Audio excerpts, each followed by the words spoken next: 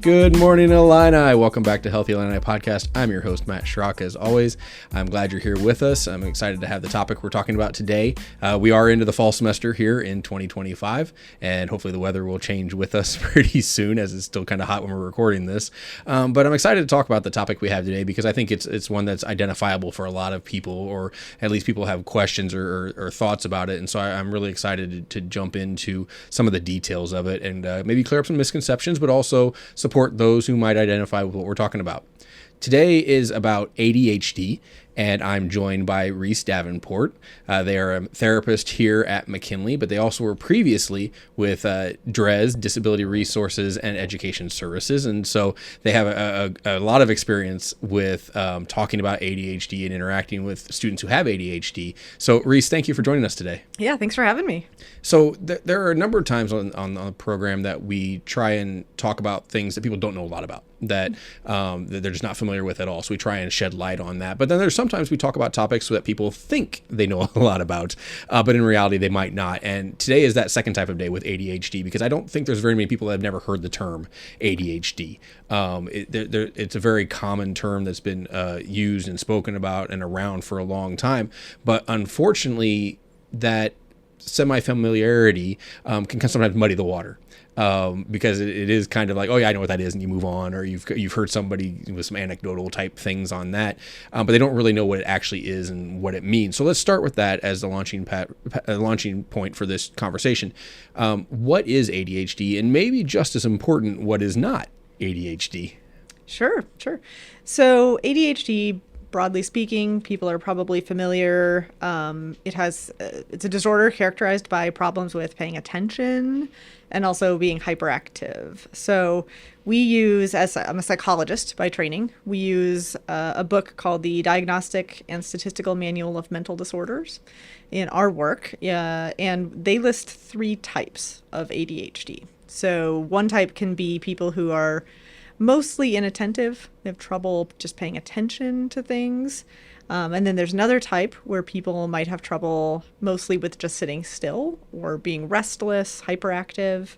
And then there's type where it's really a mixture of both. They both seem equally present. So when we talk about, ADHD in that context as a part of a book about mental disorders, we talk about it as a disorder because it is having a negative impact on your life, and usually in multiple areas of life.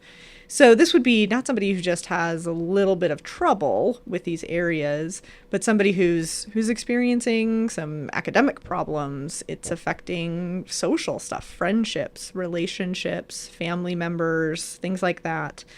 Or at work too, that type of thing. Maybe it's impacting your ability to do your job. I really appreciate that you brought up that point of it, because I think everybody can identify at some point where I'm not sitting still very well, or I'm just not paying attention at all. And then not necessarily because it's a disorder. It could be I'm just not interested in this topic, right, or I'm a little antsy because I've got something exciting happening next, and so I don't want to sit here in this chair kind of thing. And I think that's a good distinction, because there are moments where people are like, oh, I'm just a little ADHD. Well, no, you're just a little restless, maybe, that kind of thing. Right. And so that disorder distinction, I think, is really helpful. Mm-hmm. Yeah, we don't want to put that label on somebody who, isn't having those clinically significant problems. Yeah. And so that kind of leads into the next part of it.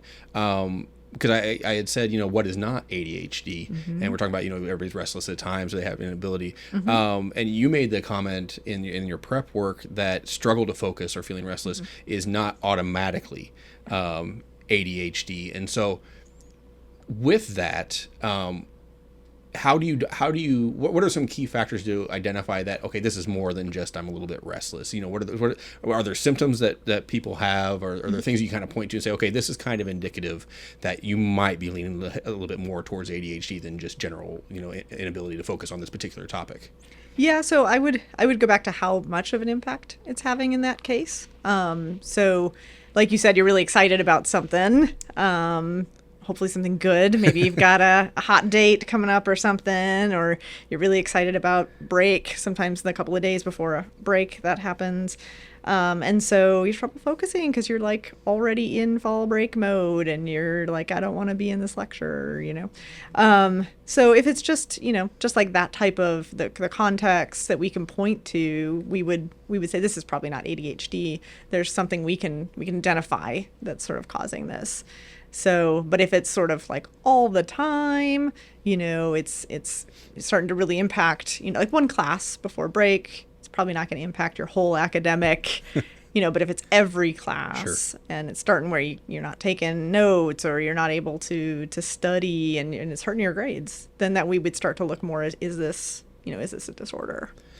Are there other symptoms? Because that's pretty singularly. Is there other things that maybe indicate possibly ADHD that people don't think about or are not as aware of that could also be taken into account? Because I know that we'll talk about this in a moment. I know it's very. I don't want to say subjective, but it's a looking at a whole host of things together that make the diagnosis. But are there other symptoms that kind of pop out or indicators that hey, this might be something you might want to pay attention to, that it might lead to something else, to a diagnosis?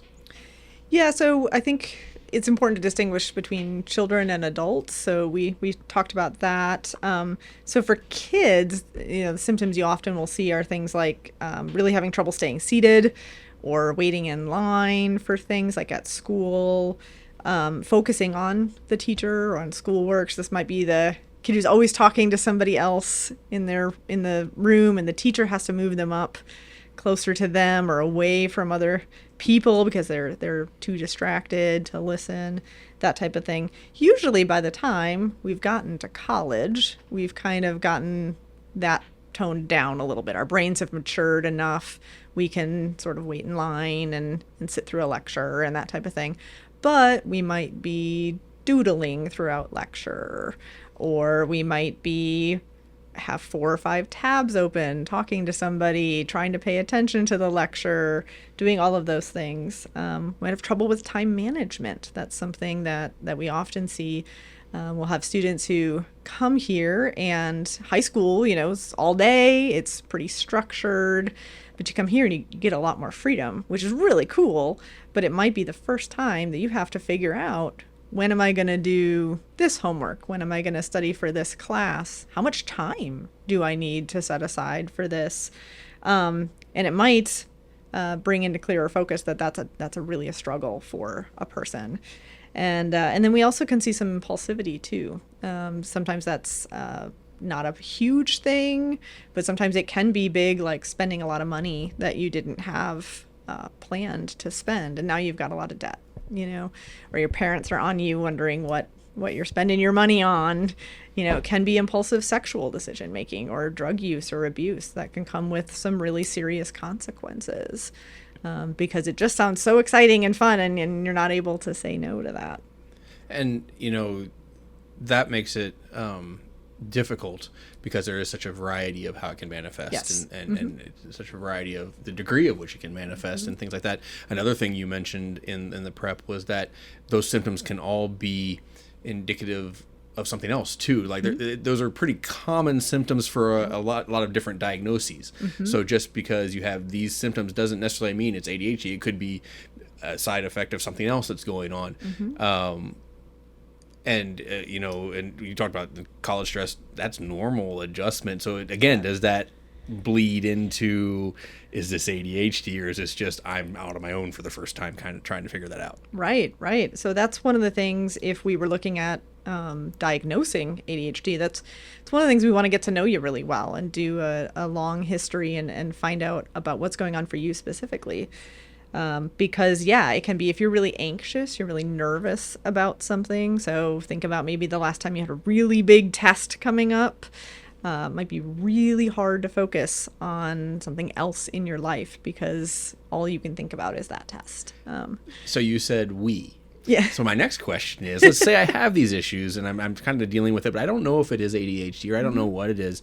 Who's the we who's diagnosing? So what's my next step? Who do I talk to? How do what do I do if I'm thinking this might be me? Where do I go next? Yeah, I would probably suggest you start first with a primary care provider McKinley has primary care providers, and you want to do that for a couple of reasons. We definitely want to rule out if it's something medical. So you can have medical conditions that can make you restless, and we want to make sure getting things like your thyroid checked, things like that. So we want to rule that out.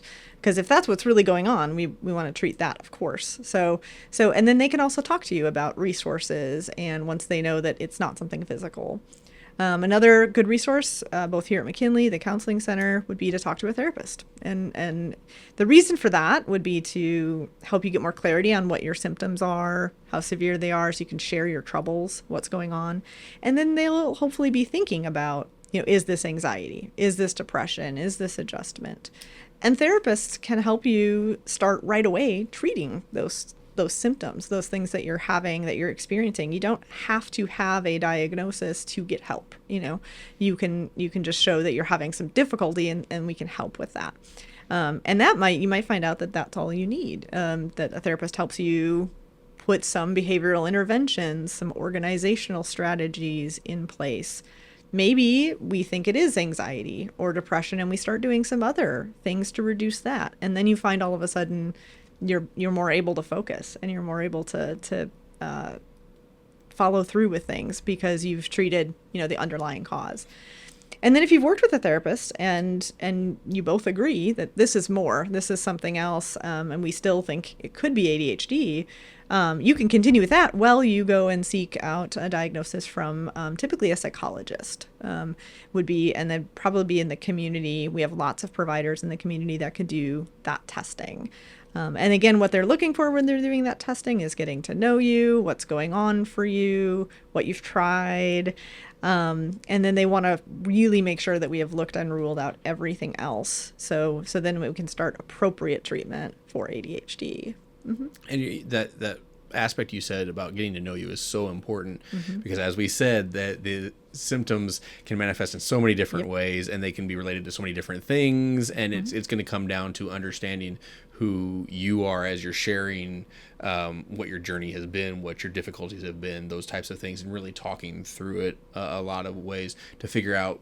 And it's not so much to draw the line of, you have ADHD or you don't have ADHD. The end goal is we just want to help. Right. It's not so much as getting the diagnosis as finding what works, and then if getting diagnosis can help, or it is with resources and things like that, that's important. It's not so much as it's important to put a label on. It's in order to get the resources and the support that's necessary, depending on where you fall in that whole scope. Absolutely. So that's one thing I kind of pull on your days from DRES, because DRES is about accommodations and helping support students in whatever needs they have, whatever that situation may be. It's not just ADHD, it's not just physical disability, things like there's a whole bunch of things that DRES does. But it comes down to wanting to help the student succeed. Absolutely. And so would you share a little bit about your perspective on the resources and the things that are available on campus, but also that having an ADHD diagnosis when you're in college doesn't mean you're going to struggle necessarily. It doesn't mean you can't succeed. Yep. So could you share a little bit about your perspective from that side? Sure. Yeah. No, absolutely. We have lots of students on campus with ADHD who do fantastic and even see some benefits from thinking a little differently, being neurodivergent. So we're not trying to squash that necessarily or anything like that, but we do want to help people be successful in classes, like you said. So DRES, if you registered with DRES, has a number of resources. You can get accommodations in the classroom. So some people need to take tests, say, in a quieter location. They're really distracted by other people turning in their tests or fidgeting and making noise, so they need a quieter space. Or maybe they need a little bit more time because they get distracted really easily when they're taking exams. And so we'd want to level that playing field and give those accommodations if that was needed by the student. We also have services at DRES. So we have academic coaching. So you can meet with somebody who is trained to work primarily with students with ADHD on behavioral strategies, organization, study strategies, all of these things that can really help your academics and help you do better with studying, with taking notes in class, with taking tests, all of those types of things. We have at McKinley, we have psychiatrists that could help with medication if it seems like that would be helpful. And also therapists here and at the counseling center. And I want to note specifically that most students are the most successful when they're using multiple resources. So, not just medication, not just academic coaching, but really taking advantage of all of those resources, because then they build on each other and they help each other because, and they can make you more successful.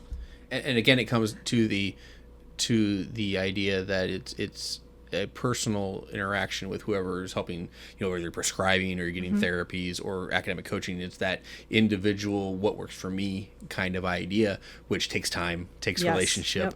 Yep. And that's an important thing to point out as well, is that it may take some trial and error for some time.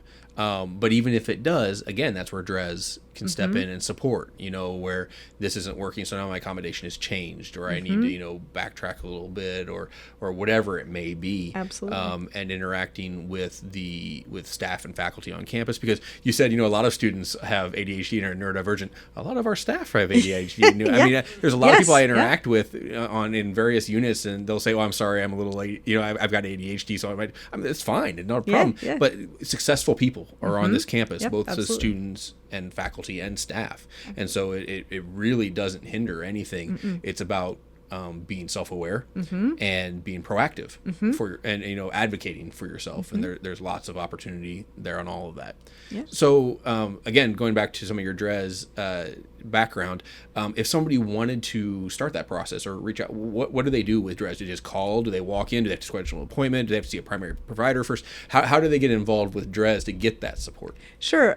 There's really kind of two ways. If you already have the diagnosis, you can fill out an application online and submit your documentation with that. You can always just call too. If you do have questions or you're not certain, feel free to call. But yeah, you can fill out the application online, submit your documentation, and then that will go to an access specialist, who would be like your person, the person that you would be with, hopefully, as long as you are, need help from DRES.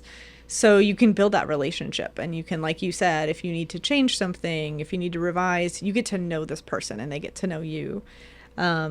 And then they would meet with you, find out what's going on for you, and write you that letter of accommodations that you would give to your instructor. If you don't have any diagnosis yet at all, and you're wondering if you do, then you could also contact DRES. And for this, I would call. They do some evaluations for ADHD. It may take a while, so you may want to also see if you want to contact your insurance or people in the community, and sort of see who gets you in fastest, kind of thing. But DRES does offer that as well if you don't have any diagnosis. And it's not uncommon to be diagnosed in your later years, because a lot of times a lot of people are diagnosed when they're children. They are, but it's not that's not the only thing. So that's what I want to make sure we make distinction on that you can, if you've come here and maybe you just, like you said, you've always had structure and things have been set up, and it just never really you never really noticed issues, but now you're here and there are issues, and it could be there's a diagnosis that's waiting in your later years. Yeah, absolutely.